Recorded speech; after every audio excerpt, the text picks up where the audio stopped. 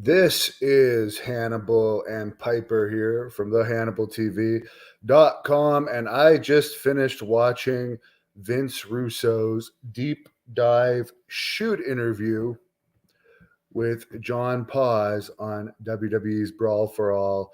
And I have to say, for everyone that keeps like trying to rewrite history like the Brawl for All sucked, I actually looked up the ratings when the Brawl for All took place from June to August 98, and the ratings were actually very good. They were in about the 4.35s, which is excellent considering they barely crack a zero point 0.5 these days. Sometimes they were even in the 4.6s. So the ratings were very good. In my opinion, it's better than anything that's been on Raw since 1999. By far, it's more entertaining than anything I've seen in over 2 decades from WWE. And as far as, all these guys were injured. Okay, let's go over the list of guys. I actually looked it up. It's like all of these guys were probably going to get, they were all dispensable. They were all pretty much on their way to being out and flat at this time. And it was just something for them to do to maybe get an opportunity. But let's look at the people that were in it. Steve Blackman. What did he really do memorable after the Brawl for All? Mark Mero, as Vince Russo said in this, he was hated. He was making a lot of money and he wasn't over really. Sable was far more over than him. Mark Canterbury, Bradshaw had the most success after the Brawl for All. Brackus was an untrainable guy. Savio Vega had already had his run, and he was already being phased out. Draws had been part of the ill-fated relaunch of the Road Warriors. Road Warrior Hawk had substance abuse problems and died not too long after. Bart Gunn and Bob Holly, they just finished that horrible Midnight Express gimmick.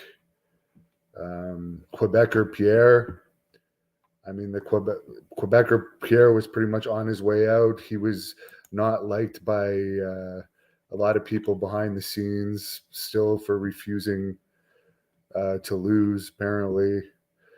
And that's all been well documented.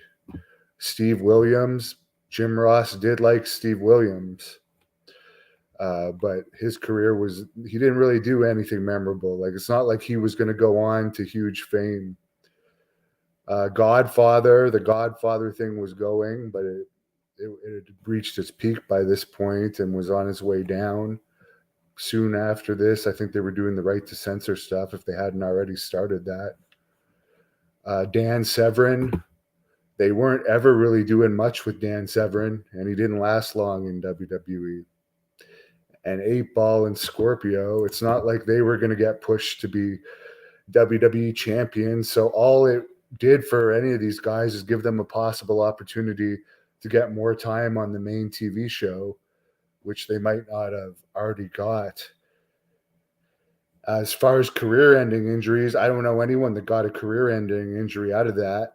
Bradshaw still had success after that. The biggest mistake of the Brawl for All, by far, and what made it dumb, was instead of taking Bart Gunn and him being over as a legitimate tough guy from the Brawl for All, you put him against Butterbean. And Butterbean has said it on this channel that he would have faked this match. He would have taken the dive for the right price. And he had done pro wrestling. Instead of faking that fight, you wasted all that TV time to get Bart Gunn over, only to have him fed to Butterbean and make the toughest guy look like shit, which then made everyone that he beat look even worse. So that was the big mistake with the Brawl for All. But as far as it being entertaining, I remember watching the Brawl for All in those years as a kid.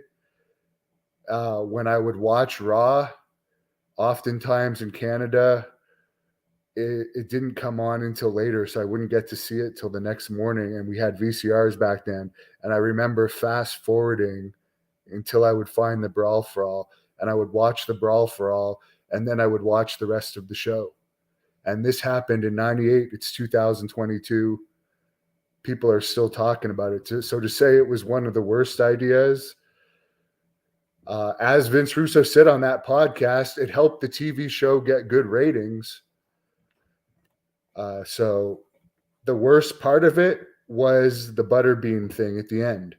If they had pushed Bart Gunn and given him a good mouthpiece, since he wasn't known for being the best talker, he could have got over, in my opinion. Barlight Broker says, Butterbean is an animal. Heath checking in. Chris was entertained too, and he didn't understand the rules change. Jason says Russo was stoked when JBL got knocked out. Apparently, they were all stoked. Everyone but Jim Ross was also stoked when Steve Williams got knocked out, according to that shoot interview, because everyone by this point was, I guess, sick of hearing about Steve Williams because Jim Ross wouldn't shut up about that. But just after watching that and after watching the Dark Side of the Ring thing before, where everyone's saying it's the worst idea ever, blah, blah, blah, blah, blah, I would rewatch the whole Brawl for All, every single match, more than watching one match from that stupid WWE Underground crap that they tried to do a few years ago that failed miserably in the ratings. So anyone that wants to say Vince Russo is the worst writer of all time, those years in WWE was a hell of a lot better than anything I've seen in the past 22 years. And I certainly don't agree with every booking decision he made, but there's a lot of jealous people that like to diss him when he was one of the most successful writers ever in wrestling, including in TNA. He was also writing for TNA when it's got its highest ratings too. So take it for what it's worth. And yeah, the Brawl for All, it was awesome.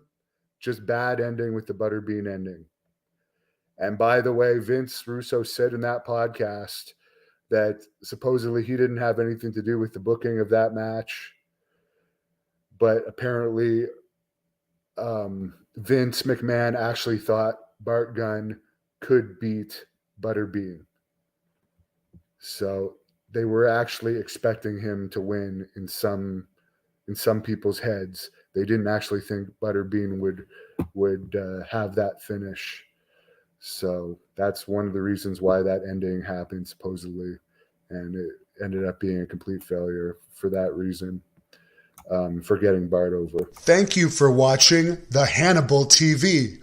Please help me out and like this video, then click the subscribe and get notifications buttons so you don't miss any of my latest shoot interviews, match videos, or news updates. Follow us on Facebook at the Hannibal TV for more live streams and videos.